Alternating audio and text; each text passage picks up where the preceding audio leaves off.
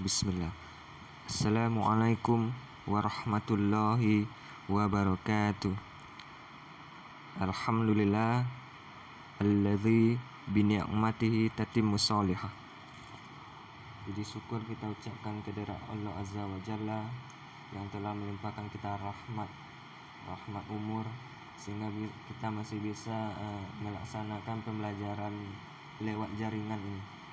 Jadi patut kita syukuri anak-anak Ustaz, karena banyak di luar sana saudara-saudara kita yang sedang terbujur sakit di rumah sakit. Jadi beruntunglah kita masih diberi kesempatan walaupun terkendala atau terbatas seperti yang sekarang ini. Dan selawat beserta salam kita hadiahkan kepada arwah junjungan alam Nabi besar Muhammad Sallallahu Alaihi Wasallam. Baiklah anak-anak Ustaz, kita mungkin video ini tidak terlalu panjang karena durasi juga. Dan sebelum kita masuk ke materi pelajaran kita,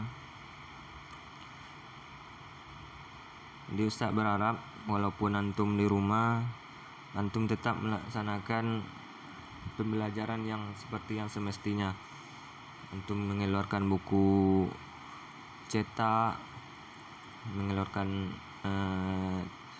buku catatan atau lainnya untuk mencoret nanti mungkin ada hal-hal yang dianggap penting. Jadi video ini Ustaz buat untuk materi bab 15 itu merancang pementasan fragmen, yang juga telah antum buat ringkasannya, juga telah dikerjakan evaluasinya dan membuat naskah drama. Dan video ini tujuannya untuk lebih memantapkan antum dalam pemahaman materi ini. Sebelum nanti di pekan depan mungkin kita adakan penilaian harian lewat aplikasi Quizizz. Baiklah anak-anak Ustaz, jadi ini halaman judul materi kita, pembelajaran seni budaya, materi perancangan pementasan fragmen.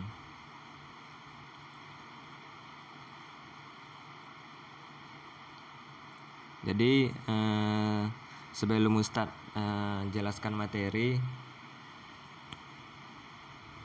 jadi di dalam pembelajaran kita ini ada namanya kompetensi inti. Jadi di sana ada hal-hal yang mencakup dalam semua aspek. Jadi ada 4 kompetensi nanti, yang biasa disebut dengan KI 1, KI 2, KI 3, KI 4. Coba kita lihat yang kompetensi inti atau KI 1. Menghayati dan mengamalkan ajaran agama yang dianutnya.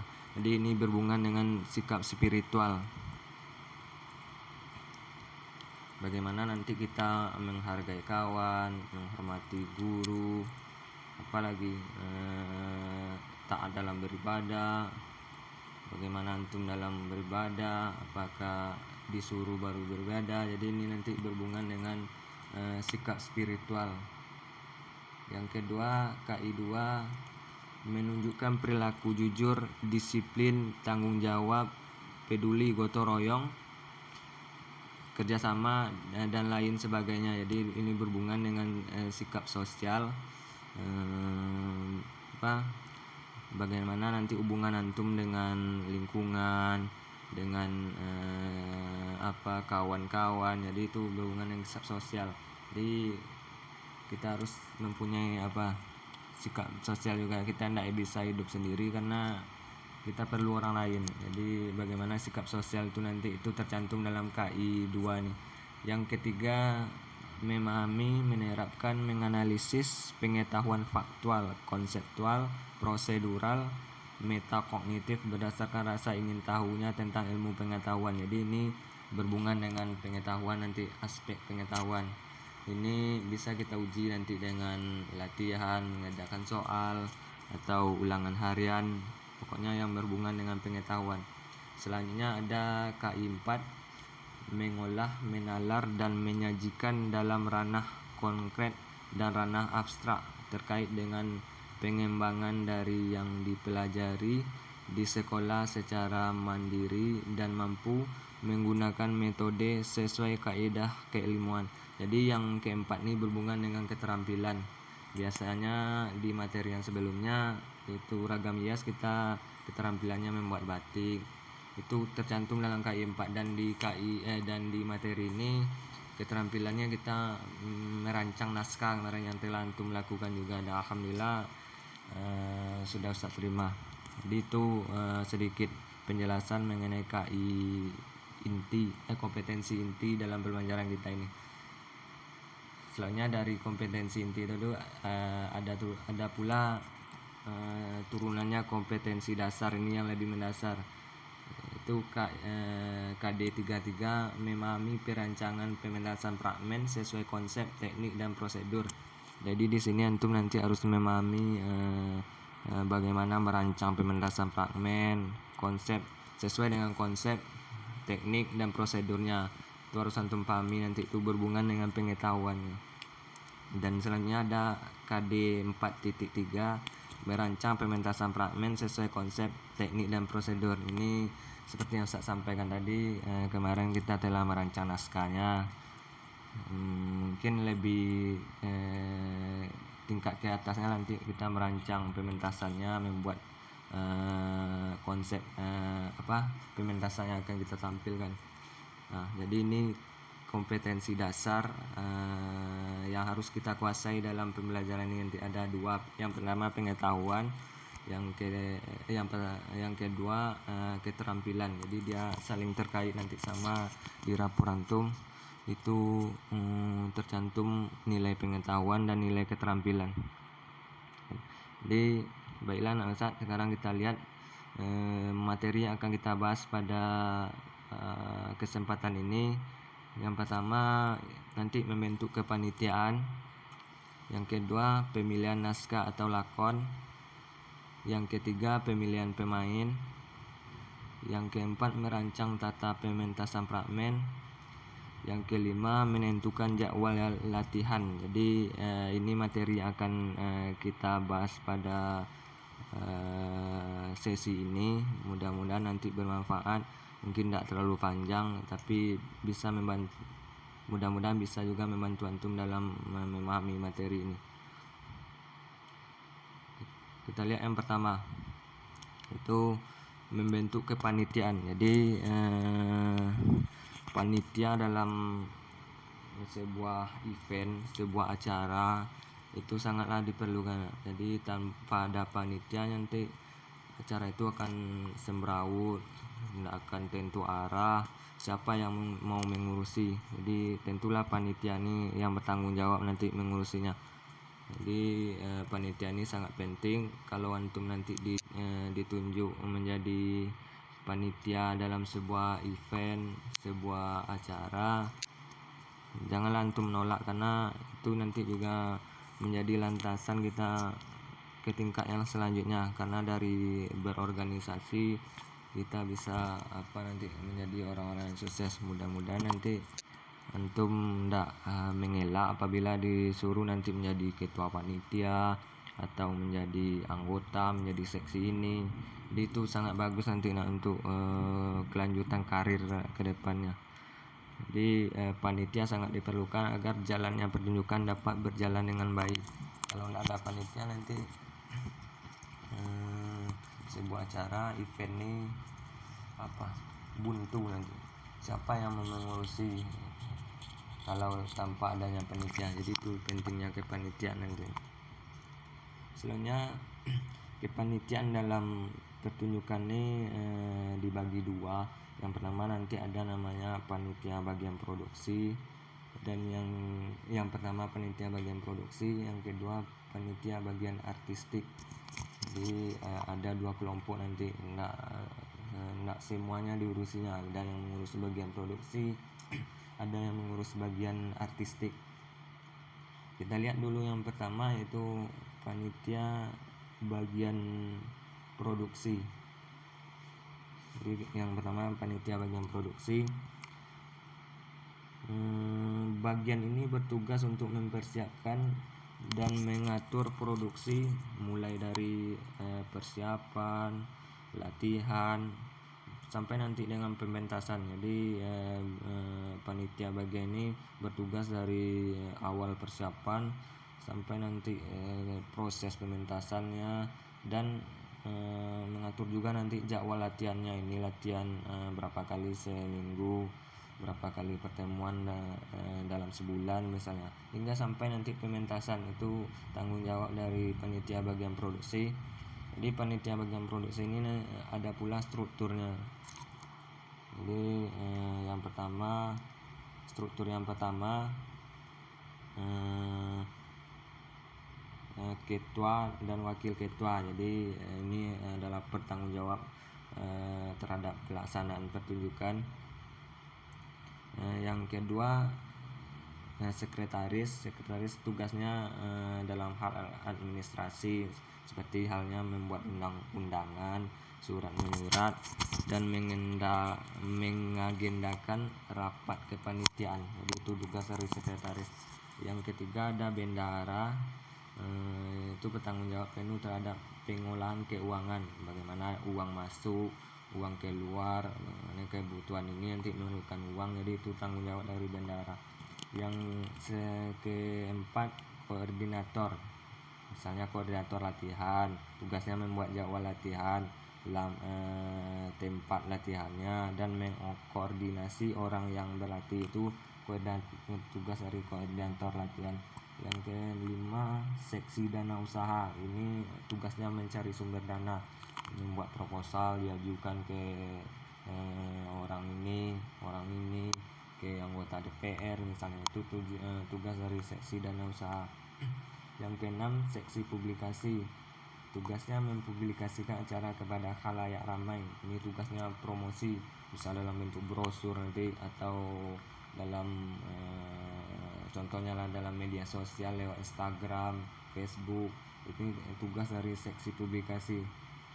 Yang ke-7 seksi dokumentasi, ini tugasnya mendokumentasikan seluruh acara berupa foto, mulai dari tahap persiapan, nanti latihan sampai pementasan. Itu tugas dari seksi dokumentasi. Yang ke-7 seksi konsumsi, ini tugasnya menyediakan makanan, sarapan untuk panitia, untuk pemain, bisa saja nanti sarapan atau makanan snack untuk tamu. Jadi itu tugas dari seksi konsumsi. Yang ke-8 seksi keamanan, ini seksi keamanan ini tugasnya mengamankan jalannya pementasan supaya tertib dan lancar. Jadi jangan sampai nanti ada pengacau misalnya, atau ada premanisme di acara pementasan tersebut. Jadi itu penting keamanan, harus ada keamanan nanti. Yang ke-9 seksi P3K, ini bertugas menyiapkan obat-obatan dalam hal yang berhubungan dengan kesehatan. Jadi ini penting juga, kalau ada pemain yang cedera atau pemain yang tiba-tiba sakit, nanti itu tugas dari seksi P3K. Yang 10 seksi transportasi, ini misalnya ada tamu yang harus kita jemput, harus yang kita antar lagi, jadi atau barang-barang yang produksi yang harus disediakan, perlu transportasi. Ini tugas dari seksi transportasi. Yang ke-11 seksi peralatan, ini tugasnya menyiapkan segala sesuatu yang berhubungan dengan peralatan, properti atau lain sebagainya. Jadi itu struktur dari panitia bagian produksi, mulai dari ketua sampai seksi sebagainya. Dan yang kedua itu ada seksi bagian produksi. Di seksi bagian artistik. Jadi bagian artistik ini tugasnya untuk mempersiapkan segala sesuatu yang berhubungan dengan produksi artistik. Adapun lingkupnya contohnya penata pentas. Jadi penata pentas ini sebagai berikut. Jadi panitia bagian artistik ini lebih kepada hal-hal yang keindahan, penataan pentas. Jadi contohnya seperti ini. Jadi dia ada pula strukturnya. Yang pertama seksi panggung atau pentas, itu dipimpin oleh pemimpin panggung namanya stage manager. Dia bertugas untuk mengatur masalah panggung, nanti bagaimana tata panggungnya, desainnya. Itu tugas dari seksi panggung atau stage manager. Yang kedua, seksi tata cahaya, bagaimana pencahayaannya nanti, apakah ada pergantian atau warna-warna cahaya pencahayaan, itu tugas dari seksi tata cahaya. Yang ketiga, seksi tata rias dan busana, yang bertugas merias pemain sesuai dengan watak pemain dan memilih kostum atau pakaian yang cocok dengan pemeran. Jadi ini sangat penting nih tugas dari tata rias nih, karena dia nanti dari hiasannya atau tata rias tersebut nampak nanti watak pemainnya. Misalnya dia seorang pedagang, dari kostumnya dia memakai kostum seperti pedagang, atau seorang guru dia memakai baju safari misalnya, atau seorang anggota DPR dia memakai jas. Jadi dari tata rias ini atau kostum ini nanti nampak watak dari pemeran tersebut. Jadi ini penting nih yang seksi tata rias nih. Yang kelima itu seksi tata suara, yang bertugas untuk mempersiapkan dan mengecek sound system. Jadi jangan sampai nanti pas pementasan sound systemnya rusak atau putus-putus. Jadi ini penting dicek sebelum pementasan berlangsung. Yang keenam atau terakhir itu seksi dekorasi. Ini yang bertugas untuk menata latar panggung. Jadi ini penting juga Ustaz. Jadi setelah pementasan tuh yang dilihat juga dekorasinya, bagaimana keindahan pendukung tata pementasan tersebut. Jadi kalau antum bagian dekorasi, nanti hiaslah nanti panggung itu dengan baik, supaya para penonton atau pengunjung merasa nyaman dan tertarik dengan pementasan yang kita adakan. Itu berhubungan dengan panitia tadi. Saya ulangi, ada dua bagiannya, panitia bagian produksi dan panitia bagian artistik. Yang selanjutnya itu yang B, pemilihan naskah atau lakon. Ini juga berhubungan dengan perancangan, bagaimana kita memilih naskah atau lakon yang cocok atau yang menarik untuk kita tampilkan. Jadi kita lihat, jadi sebelum menentukan tema, saya jelaskan dulu. Naskah merupakan bahan pokok yang akan dipentaskan. Jadi naskah ini disebut juga dengan lakon. Seperti yang mungkin pernah juga saya sampaikan, lakon ini bukanlah pemain, tapi dia berupa naskah atau teks yang akan kita tampilkan. Lakon yang bagus apabila lakon tersebut dari segi tema, dari isinya, cerita, atau daya panggungnya cukup baik. Jadi kita harus jeli dalam memilih lakon. Lakon ini dapat juga diungkap lewat pementasan. Di naskah, kalau untuk memilih naskah hendaknya dipilih sesuai dengan tema dan tempat pertunjukan nanti. Jadi kita harus sesuaikan dengan tema atau tempatnya nanti. Selanjutnya, apabila naskah antum buat sendiri, pemilihan cerita dapat dilakukan dengan membuat cerita sendiri sesuai dengan strukturnya. Jadi ada strukturnya, mulai dari menentukan tema, membuat alur, menentukan tokoh, dan menentukan latar atau setting cerita. Jadi ada strukturnya kalau antum buat sendiri, nanti bukan dari orang lain. Jadi ikutilah struktur ini seperti yang sudah antum praktikkan juga. Dan seperti yang Ustaz lihat, alhamdulillah ada yang sesuai dengan strukturnya, walaupun nanti mungkin ada perbaikan yang kita lakukan lagi. Jadi ini ada strukturnya. Yang pertama itu menentukan tema. Tema adalah gagasan yang menjalin struktur isi cerita. Tema cerita bisa misalnya berupa keluarga, kemanusiaan, kepelawanan, dan lain sebagainya. Jadi yang pertama kita tentukan dulu tema. Apa tema yang akan kita angkat? Mungkin tema pendidikan. Angkatlah cerita itu nanti berhubungan dengan pendidikan. Mungkin antum ada pengalaman di sekolah atau ada pengalaman kawan, jadi berhubungan dengan dunia pendidikan nanti. Jadi tema ini sangat penting, itu langkah awal yang kita lakukan dalam membuat naskah atau lakon. Yang kedua, membuat alur cerita atau plot. Jadi yang kedua, membuat alur cerita atau plot. Jadi alur atau plot ini disebut juga atau pengertiannya suatu pola pengembangan cerita yang terbentuk oleh hubungan sebab akibat. Secara umum alur cerita terbentuk atas bagian-bagian mungkin dari eksposisi, kompilasi, klimaks, resolusi, dan konklusi. Jadi dia ada hubungan sebab akibatnya. Jadi dia ada susunannya atau terbentuk atas bagian-bagian tersebut. Jadi dalam membuat alur cerita nanti antum harus memperhatikan yang 5 hal ini. Yang pertama, harus ada eksposisinya. Jadi dalam naskah atau lakon itu nanti harus ada informasi mengenai tokoh-tokoh cerita. Jadi diberikan dulu penjelasan informasi mengenai tokoh tersebut. Dia ini wataknya, ini tokohnya, karakternya ini dia seorang pedagang atau ini seorang pemain bola. Jadi harus kita jelaskan tokoh-tokoh tersebut. Itu namanya eksposisi, kita mengekspos tokoh tersebut. Yang kedua, kompilasi.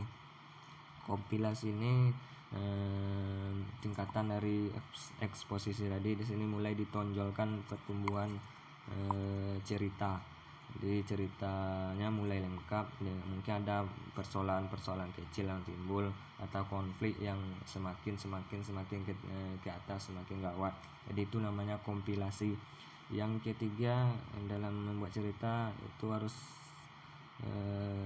kita buat juga bagian klimaksnya. Jadi klimaks ini maksudnya konflik puncak. Jadi itu tahap puncak dari permasalahan yang dari kompilasi tadi. Jadi antara tokoh cerita mungkin ada permasalahannya, tokoh utamanya mengalami banyak masalah. Jadi itu harus kita adakan dalam bagian membuat naskah drama. Ini Ustaz tekankannya ini dalam naskah drama, bukan dalam kehidupan. Nanti dalam kehidupan itu buat juga permasalahan. Ini dalam naskah drama saya, dalam pementasan harus ada konfliknya, harus ada permasalahannya dan mencapai nanti klimaksnya, mencapai puncak dari persoalan tersebut. Jadi itu maksud dari klimaks. Yang keempat, resolusi. Jadi resolusi ini pemecahan masalah atau persoalan dari konflik tadi. Jadi mulai ada pemecahan masalahnya, mulai ada solusinya, itu sebut dengan resolusi. Biasanya dalam drama itu sering kita lihat yang Ustaz sampaikan ini. Yang kelima itu konklusi, itu kesimpulan dari akhir cerita. Jadi ada kesimpulannya. Jadi untuk buat kesimpulannya jangan habis saja di resolusi, habis ceritanya. Jadi tidak sesuai dengan struktur. Nanti kita harus buat kesimpulan dari cerita yang kita buat. Jadi itu berhubungannya alur cerita. Nah, semua mudah-mudahan antum pahami. Yang ketiga ini yang ketiga itu konflik. Jadi seperti yang saya sampaikan tadi, konflik merupakan inti dari cerita, karena jika tidak ada konflik maka cerita atau naskah yang kita buat itu tidak akan menarik, tidak akan menjadi seru kalau tidak ada konflik. Jadi konflik ini bentuknya dapat bermacam-macam.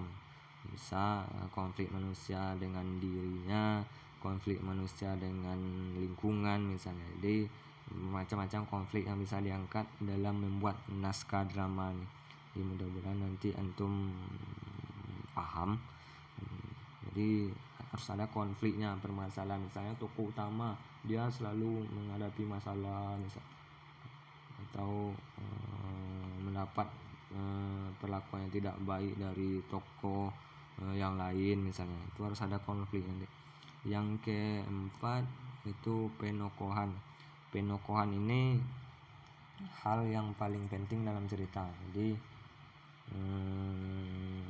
dengan penokohan yang jelas akan terjalin cerita yang baik. Penokohan dalam cerita pada dasarnya terdiri atas dua tokoh. Yang pertama tokoh protagonis, yang kedua tokoh antagonis. Jadi ada tokoh protagonis, ada tokoh antagonis. Jadi tokoh protagonis ini tokoh yang berwatak baik, lembut misalnya, atau yang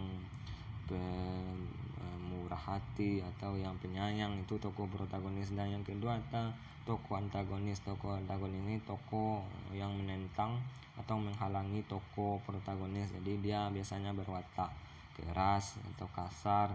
Jadi itu tokoh protagonis.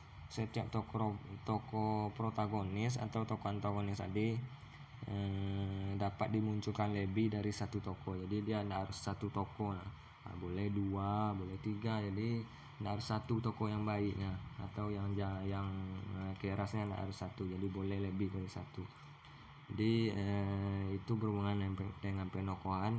Yang kelima, latar atau setting. Jadi latar atau setting ini berhubungan dengan tempat, waktu dari berlangsungnya peristiwa. Jadi latar apabila dikaitkan dengan kebudayaan misalnya. Jadi harus kita perhatikan latar, kapan, di mana tempatnya, dan kapan waktu terjadinya, harus kita sesuaikan nanti dalam naskah kita. Kalau tempatnya terjadi di Riau misalnya pada tahun 1950-an, jadi yang lainnya mengikut nanti kostumnya berhubungan dengan tradisional misalnya. Jadi harus latar atau setting ini harus dijelaskan nanti dalam pembuatan naskah kita. Jadi itu berhubungan dengan pemilihan naskah atau lakon tadi. Jadi ada 5 tadi. Yang pertama menentukan tema, membuat alur cerita, membuat konfliknya, menentukan tokohnya, dan menentukan latar atau settingnya. Jadi itu mudah-mudahan pahami. Dan kita lanjut yang C, yaitu pemilihan pemain. Jadi pemilihan pemain merupakan unsur utama dalam pertunjukan teater. Di hal ini dikarenakan para pemain yang akan memerankan tokoh sesuai dengan cerita yang dipentaskan. Jadi para pemain tersebut yang akan memerankan tokoh yang sesuai dengan naskah tadi. Jadi itu maksudnya, itu pentingnya pemain. Kita harus memilih pemain yang yang bagus, supaya nanti sesuai dengan cerita yang kita buat. Jadi kalau ceritanya ini, pemainnya ini tidak sesuai nanti. Jadi harus pemilihan pemain ini harus sangat penting, karena berhubungan dengan kesesuaian dengan cerita nanti. Jadi untuk itu pada umumnya dilakukan dulu casting anak-anak. Jadi casting ini merupakan suatu proses dalam menentukan pemain berdasarkan saran atau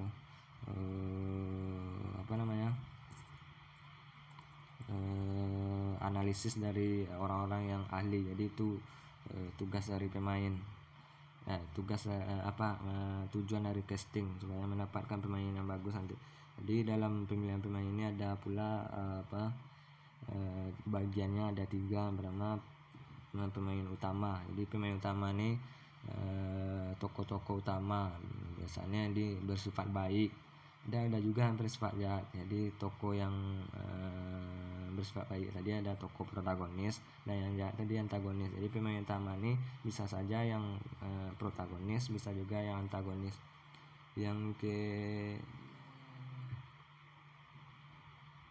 Ini pemain utama memerankan tokoh utama. Ini udah Ustaz jelaskan tadi. Ini pemain utama tadi. Yang kedua kita lihat pemain pembantu. Jadi pemain pembantu adalah pemain yang memerankan tokoh untuk mendampingi tokoh utama, baik tokoh protagonis atau tokoh antagonis, serta tokoh yang menjadi penengah antara tokoh protagonis dengan antagonis. Jadi ini tugas dari pemain pembantu. Dia membantu, bisa tokoh utama, bisa tokoh protagonis, bisa tokoh antagonis. Yang ketiga, pemain tambahan. Jadi pemain tambahan ini pemain yang memerankan tokoh yang bersifat menambah keramaian misalnya. Jadi dia lewat saja tanpa mengeluarkan suara atau duduk-duduk saja, itu tugas dari pemain tambahan. Jadi ini bisa antum tambahkan nanti dalam perancangan naskah yang antum buat. Jadi itu ada 3 bagian pemain, ada pemain utama, pemain pembantu, dan ada pemain tambahan. Nah ya, pemain tambahan ini disebut juga dengan pemain figuran. Jadi dia hanya nggak terlalu masuk dia ke dalam cerita, dia hanya sebagai pelengkap saja.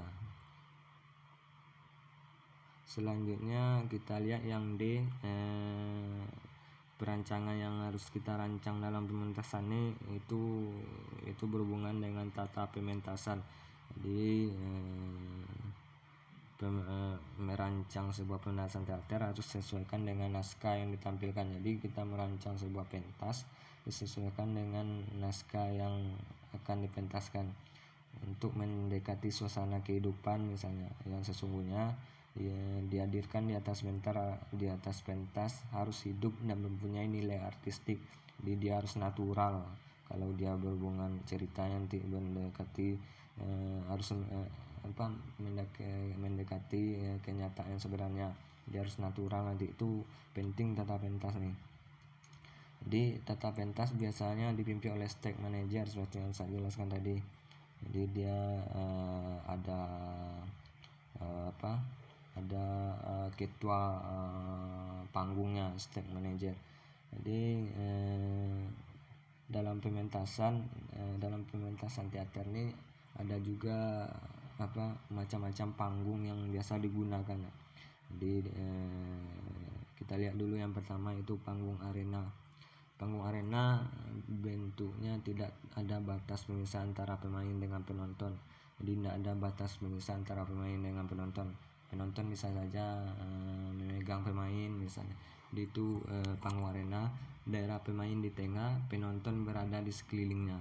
Nah, jadi ini kita lihat gambarnya. Ini contoh gambarnya. Jadi tidak ada batasnya. Jadi bisa saja penonton masuk ke dalam arena atau bersalaman dengan pemain. Itu contoh dari panggung arena. Yang kedua panggung proscenium. Jadi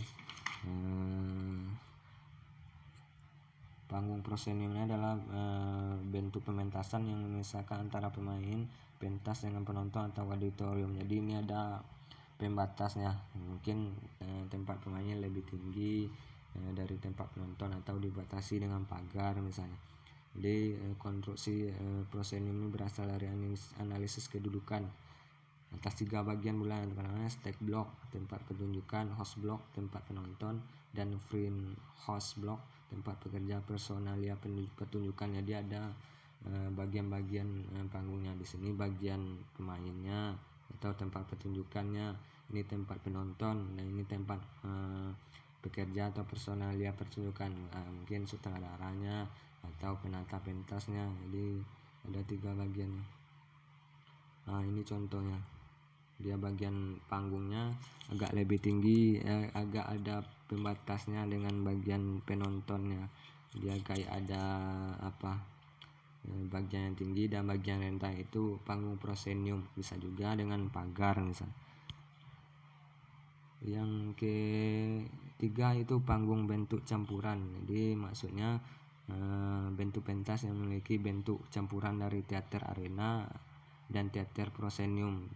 Maksudnya bisa di dalamnya mungkin dia dalam pertunjukannya tidak ada batas pemain dengan penonton, tapi ada stage block tertentu. Mungkin ini bagian panitianya, ini bagian penontonnya. Jadi ada campuran dari bagian 2 panggung tadi.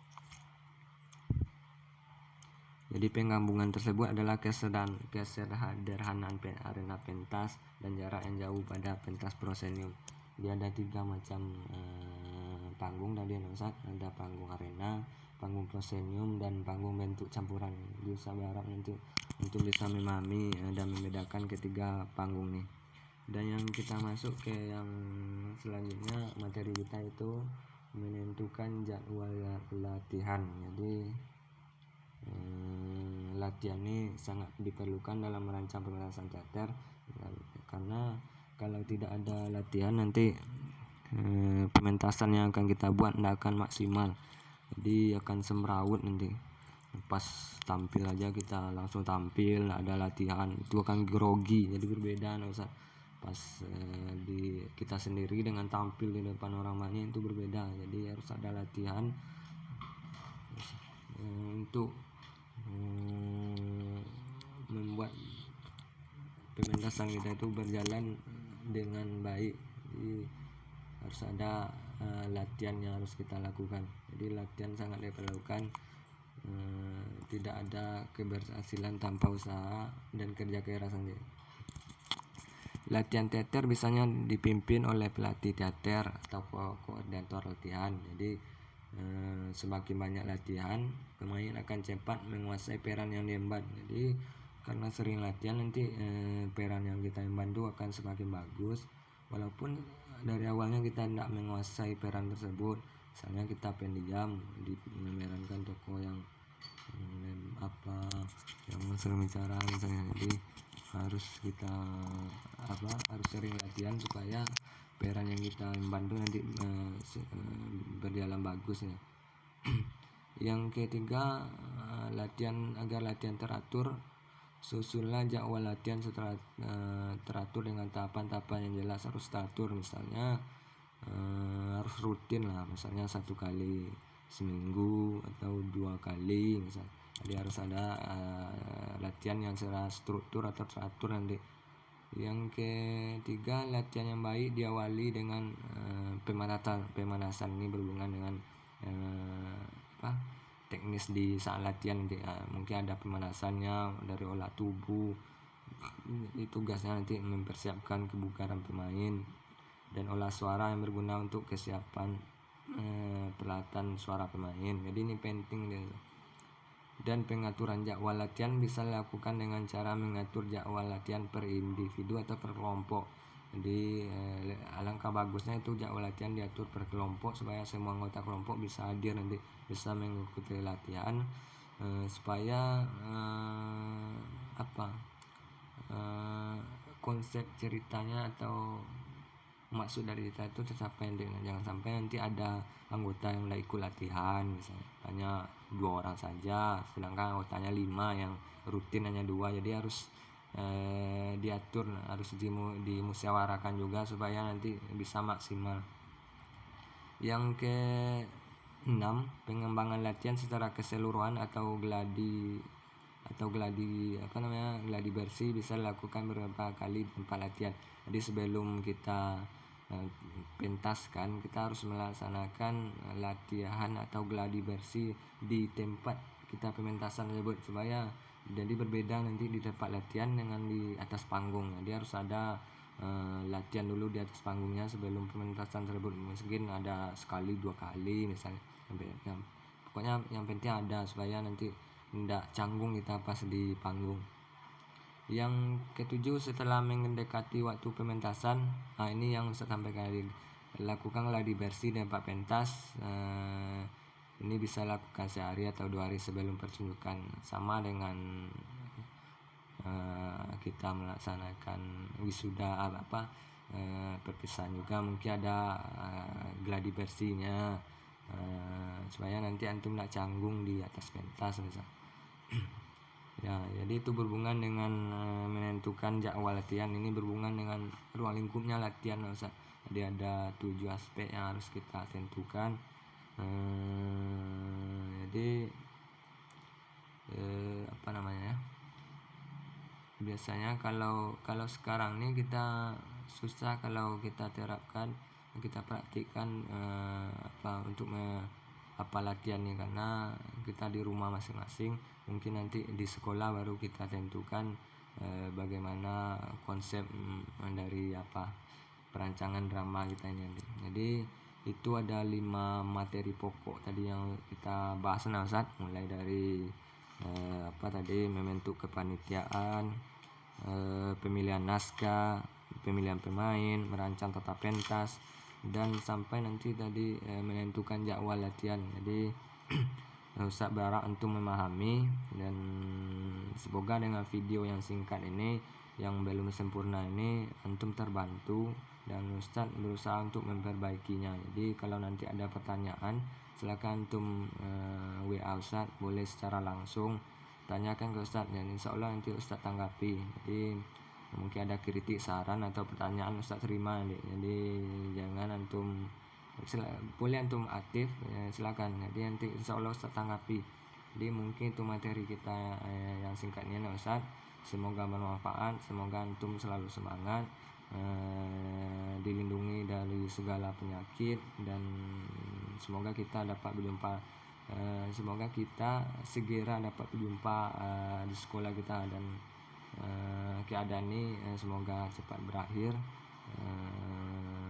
supaya pembelajaran kita lebih optimal lagi Ustaz. Jadi mungkin kalau dalam keadaan sekarang ini seperti inilah pembelajaran yang bisa kita lakukan. Jadi kita syukuri saja. Kita tidak mengharapkan ini sebenarnya, tapi karena ini udah ketentuan dari Allah, jadi kita syukuri saja. Semoga cepat berakhir dan kita bisa melakukan aktivitas seperti biasanya. Mungkin itu saja Ustaz. Kalau ada yang kurang pas Ustaz minta maaf. Jadi karena yang benar itu datangnya dari Allah, dan kita ini sumber dari permasalahan. Jadi Ustaz minta maaf kalau Ustaz salah, mungkin videonya kurang sempurna. Jadi Ustaz udah berusaha untuk membuat yang bagus. Jadi mungkin inilah hasilnya. Jadi mungkin depan Ustaz perbaiki lagi. Jadi Ustaz mohon maaf sekali lagi kalau ada yang kurang tepat. Mungkin itu saja yang bisa Ustaz sampaikan. Untuk menutup pertemuan kita atau pembahasan kita hari ini, marilah kita membacakan doa kafaratul majelis. Subhanakallahumma wa bihamdika asyhadu an la ilaha illa anta astaghfiruka wa atubu ilaik. Assalamualaikum warahmatullahi wabarakatuh.